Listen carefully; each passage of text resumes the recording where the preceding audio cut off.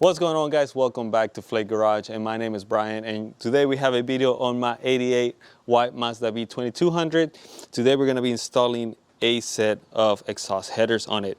As you can see, we have the factory setup here, very messy, very big, and then we have some tubes that we're no longer using because we did a Weber carb install on that. So if you haven't checked out that video, I'll link to you guys on the top. Go check it out if you need some help with that one. But now we're going to be working on the right side of the engine. So I'm going to show you guys how to remove the factory one, what tools you need to get this out of the way, and then we're going to be putting a header on it. It's not going to be a brand new header because I actually bought a brand new one that is stainless steel and shiny, but we're going to be putting that one on my 87 Mazda.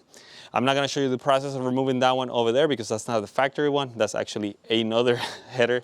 I believe I have the pacesetter header on that one, but it's really all it was the one with the black coating, so it's all peeled off and everything, and it looks bad. So I want to put the brand new shiny one over there, and then the one that comes out of that truck, we're going to come here and put it on this one. So I think it's going to look great, so let's do it. All right, guys, and as you can see here, I got in a little bit ahead, but I'm about to tell you which tools and things to remove. So if you have your factory box here, you're going to have a couple hoses here. All you need is a Phillips screwdriver, and then you can remove the hoses and the clamps that hold it in place. Once you do that, you're going to have access to this bracket back here. There's one holding all three basically tubes here, and you're going to need a 12mm wrench and most likely a socket as well to remove the bracket that holds the tubes here in place. There is a 12mm bolt holding the things here on this side, and then you're also going to have a 12mm bolt over here. When you remove this one, you're going to remove the bolt, the tie here. You basically put it back in place, and then you should be good to go. Now if you go down here below the distributor, you're going to have another 12mm kind of bracket in there that holds the tubes in place once again, and then you're going to have also the heat shield here. So if I show you on this side, you can see that one is right there on the bottom. I went ahead and removed one of the top tubes already. But basically, to remove this one, it's also going to be a series of, I believe, two 12mm. And I had, for some reason, basically right about here, underneath there, a 13mm bolt. So just kind of be aware that it kind of seems to change between 13 and 12 for the most part. And then we have to come in here and remove this bolt. But before you even get to that place, you have to remove this shield. And then I try to remove this, but the problem with my white truck is that having the body lift, they added all sorts of brackets to accommodate for that body lift, and that's actually was giving me a lot of trouble because it's holding things in place where it shouldn't be holding it by factory. So you might not have as many struggles as I do here, but basically if you go on the bottom of this, if you follow the tubes all the way to the bottom, there is another 12mm kind of section. And let me see if I can crawl in here and show you guys. Hopefully you guys are able to see in here. Let me focus down there. If you see those two bolts right there, those are two 12mm that are holding the tubes that come all the way to the top from down here basically. So as soon as you remove those, hopefully if you have a factory setup, you should be able to start pulling the tubes out of the top.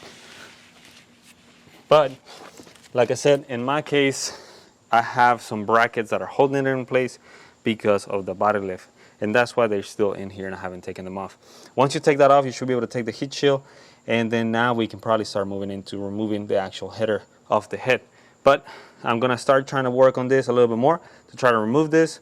They're also on the bottom down there, it might be very hard to see here, but basically where it connects to the rest of the exhaust, you have some 13mm bolts down there that you need to remove. So be very careful with those. You might not have a lot of space to work with, so lift the car maybe if you need to. Right now that I have the body lift, haven't had a need to do it, but you might have to. So some things to keep in mind. We are gonna go ahead and keep going and try to remove the header off of there, and then I'll show you guys here once it's done. Let's do it. Check it out, guys. It's getting a little bit dark now, but we basically have the whole header completely out of the truck. Remove everything, all the tubes, everything that goes in here, and then if you look here on the side, we actually ended up removing the whole actual exhaust. And the reason why is because the new header is supposed to attach at this point basically, but that is completely rusted together. There is no way I'm going to be able to get, let me see if I can focus here, there's no way I'm going to be able to get those bolts off and have a working piece that I can then attach the new header into. So Also, I looked at this, and basically we have a bunch of cracks all along there. As you can see, they kind of put pieces together, I guess. Got rid of the cat at some point, and it's very bad. So I think what I'm gonna do is that once I remove the actual exhaust out of my red 87 Mazda, I'm gonna then transfer everything that came out of that truck and put it into my 88 white Mazda back here. Check it out, guys. Today I'm gonna switch from my old, very kind of rusty and messed up pacesetter header into a brand new stainless steel, hopefully, set of headers over here. Look at that, nice and shiny. That should complement the engine bay pretty well. Should match our Weber car top and everything, and should just make the whole engine bay in itself look better. So we are gonna switch that out of there and put the new one in there, and we'll see how it looks. So let's do it.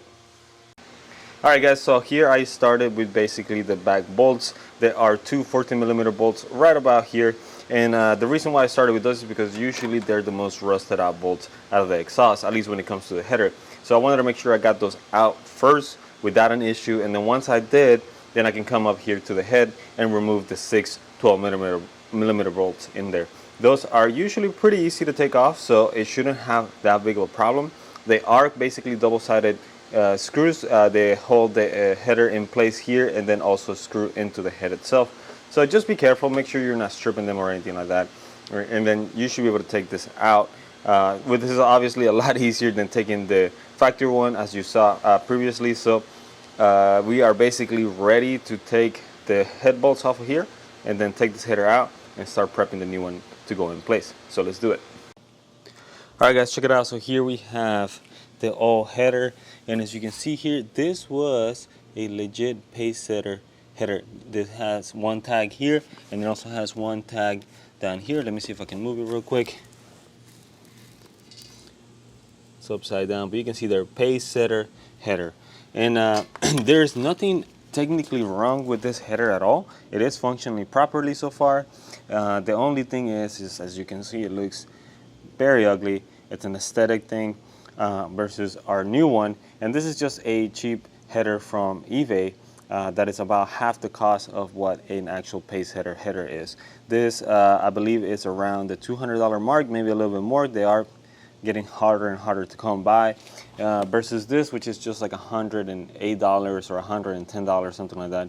And obviously shiny, new, it looks great, but there are also some disadvantages on it. So I'll show you here from the pacesetter, for example. We have a very nice basically mounting point here for the head. This part, it looks great. There's no welds that are visible. It just looks like a solid piece that just comes out. And then over here, which is one of the things that worried me at first, was you see some welds on the top, nothing on the side, and then like a tack weld here on the back. So that is something to keep in mind. This part is probably not the best. I do like the way the pacesetter it looks when it comes to that, but the rest of it looks fine.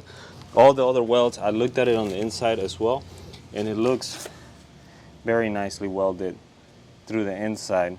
So I'm hoping that's going to last and actually just get us that result of having a nice looking header that complements the rest of the engine. And here's the rest of the things that come with it. It does come with some gaskets, some bolts, and the other piece that connects to the rest of the exhaust. But something to keep in mind as well too, I heard these gaskets are very bad and they tend to blow out quick. So I would recommend you go and pick up a set of factory gaskets, which is what we're gonna do when we install this. We're not gonna use that, we're just gonna pick up some factory ones and put this one in place. So another thing is, we are not gonna get rid of this pacesetter header here. Like I said, it functions properly, it's not leaking or anything like that. I'm gonna check it all over the place just to make sure there's no holes in it or anything like that. And then what we're gonna do is we're gonna scrub it, give it a very good scrub and get rid of all the rust that's visible like that. And then hit it with some high temp paint, make it nice and black again. And then we're gonna put this one into the 88, because right now it's just sitting without any sort of exhaust. As you can see, it all came off. I completely took the exhaust out of it, and it was because they're just the exhaust that's in there is just terrible. It has holes all over the place. It's not working properly. So what we're gonna do is, once we get all this installed on this one, we're probably gonna go and get a custom made exhaust, basically from the header back. And I'm gonna ask them to please keep the factory one that's coming out of this one, because I'm gonna throw the one from this truck into the 88. Like I said, it's always about recycling parts, guys. This is the whole point why I even bought this truck, is just because I had a lot of parts that were gonna come out either from my red one or from my parts truck that hopefully was gonna let us get this one fixed up. So let's start trying to put the new header in there. Let's get some gaskets and put the new one in place. I might try to attach this piece first, just so I'm not basically dealing with it while it's in there. It's going to be a lot easier to put out here, I think. And then once we get it installed inside of the truck, then we'll tighten up any bolts that need to be tightened up. So let's do it. All right, guys, so check it out. We got our new header in place, all nice and shiny. It's in there. Now you're getting ready to basically attach it at the back end of the exhaust. And this is exactly why I say that you need to go and get yourself some factory gaskets for this. The gaskets that come with the header are no good. And let me show you here. Check out the size difference. This is a factory gasket I just went and got out of AutoZone real quick. But I mean, look at that.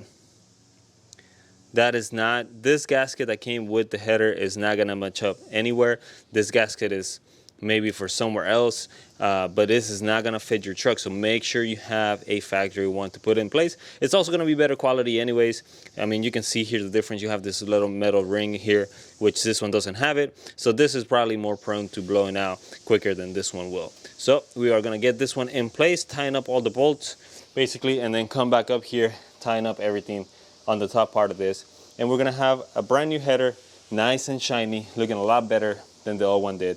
All kind of rusty and peeling off. So we're looking good. Let's finish up this and then I'll show you the end result here. All right, guys, check it out. So we have the header in place here. Everything is tying up on the top, and we want to drive those bolts basically kind of evenly. So drive one a little bit, then move to the next bolt, and so forth until you get them all kind of evenly in there. One of the bad things with this header is that it is a little bit the wrong size, I guess you could say. It does fit perfect on the top and on the bottom, but it's kind of not twisted the right way, I guess. So the reason why is you're gonna have to support it from the bottom, or at least the way I did it was I basically put a floor jack on the bottom, make sure my two bolts here on the back were in, put a nut just to hold it in place, not tying it, and come with the jack, push it up until it was lined up with the head, then push it in there and start driving all the bolts in there. You might have to push it with the bolts whenever you start tying it, so just make sure you're doing it kind of evenly all around. That way you don't break anything, you don't pull or strip any bolts out of here, and that way it's going to help you. And then now that it's all bolted in here, I'm going to go on the bottom, bolt the bottom of it, and then come out here and remove the floor jack that I have basically holding it in place. Do it carefully just in case we don't want to break anything. But basically after that we should be pretty much done with this. So let's finish up and we'll see how it looks here at the end. All right, guys, so it's been a couple days now since I did all the things here with the exhaust. It's been a couple days since I basically swapped out the factory one from here and the one I swapped out of the red one. And then I also had some time to go in and basically paint the pacesetter one. The one you saw that was all rusty, all messed up. I got a chance to paint it, and then I got a chance to actually come here and install it on the 88 Mazda. So let me show you that one first, and then we'll move on to the 87 Mazda and see how the stainless steel has done now in the past couple of days that I've driven it. It had a time to warm up and everything, so let's check it out. All right, guys, so here we are looking at the 88 Mazda, and as you can see here, we have the header now in place. We still don't have an exhaust from that part. I'm waiting for the intermediate pipe to come on the mail, but basically this is nice and painted now instead of being all rusty and looking bad. This looks a lot better. On the video it actually looks kind of gray, but it is more black, has that kind of powder coated look to it a little bit, which is again better than what it was before, better than basically looking like this part here. So that is working well, everything attached to it fine. We don't have an exhaust yet, but we were waiting for the intermediate pipe to come in and then we'll finish it off here. All right, guys, so that's basically how the 88 looks right now with the pacesetter. It's all painted, all installed and everything. So let's move on over here to my 87 with the red stainless steel exhaust on it and let me show you. And here we are looking at my 87, and look at that, you can see some hints of blue. This is how it started basically turning after I've driven the truck quite a bit. It seems like definitely we don't get as much heat on this side compared to this one's. Not sure if that's how they are from factory or not, but basically the stainless steel header has not turned into some sort of stainless steel slash kind of blue burn look to it. I don't mind it. I think it looks kind of cool. So that's one thing to keep in mind. I was going to do some kind of sound clips, but honestly it doesn't sound that much different. Basically everything from the header bag is factory, so there's really not a lot of sound. You don't get anything noticeable in my opinion compared to how it was from factory. It just makes the engine bay look cleaner, look nicer, saves you a lot of space, gets rid of all that extra piping and everything that you have in here.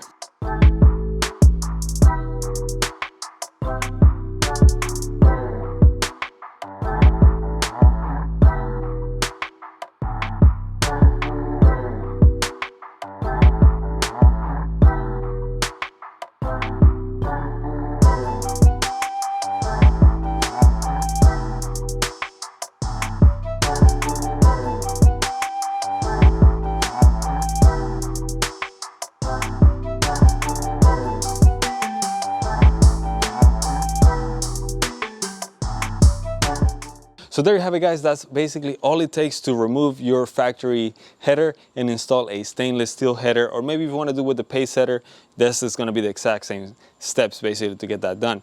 If you do get stuck a little bit with that hole trying to fit it on the top and on the bottom, use the trick I told you. Use the jack stand on the bottom and start from the bottom, then go up to the top, and then you'll have this header installed in no time.